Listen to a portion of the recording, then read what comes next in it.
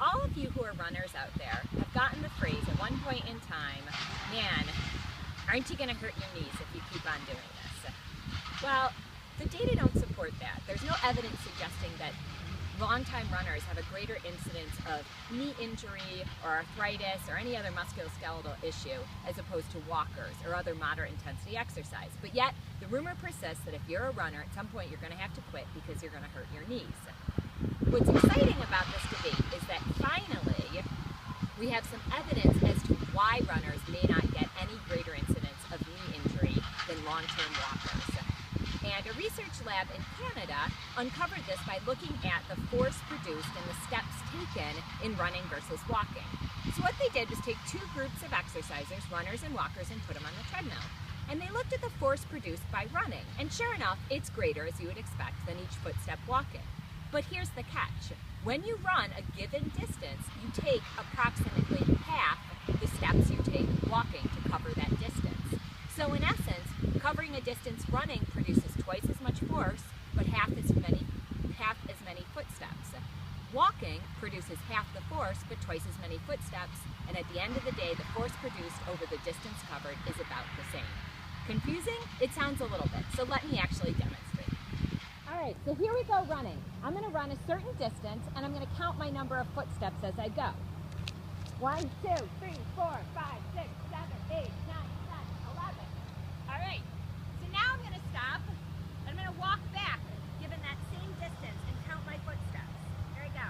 1, 2, 3, 4, 5, 6, 7, 8, 9, 10, 11, 12, 13, 14, 15, 16, 17, 18, 19, 20.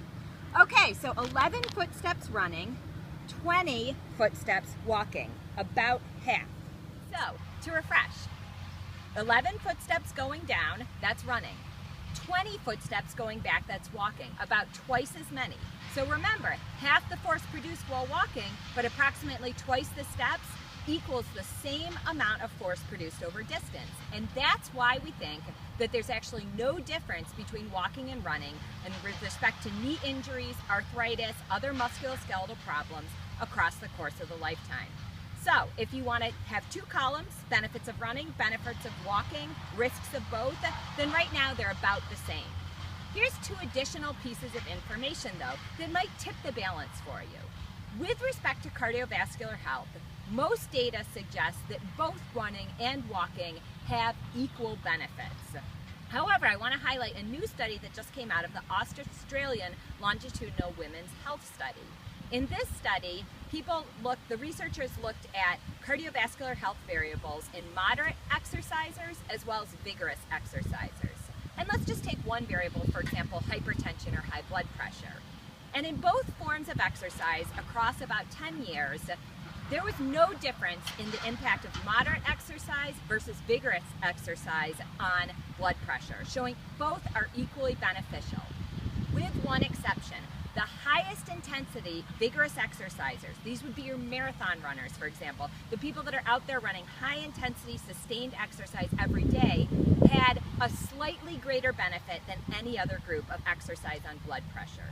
So with respect to cardiovascular health, and this has been shown before, benefits are roughly similar for moderate or vigorous intensity exercise, running versus walking, with the exception of your uber exercisers who probably have a slightly greater cardioprotective benefit of exercise. Finally, one last thing to take into consideration. While most variables, risks and benefits seem roughly similar in walking versus running, there is one place where they probably are a little different, and that is weight loss or weight maintenance. There is no doubt about it that calories per mile burned is slightly greater than running. And also running is far more efficient. You can cover 4 miles in a half an hour running or 4 miles in an hour walking. So if you are looking to maximize your caloric burn, to maximize the effect of exercise on weight loss or weight maintenance, then your most efficient approach is no doubt going to be running. So at the end of the day, take all of this into account and understand that they're roughly similar, and what really it depends on is what you like to do.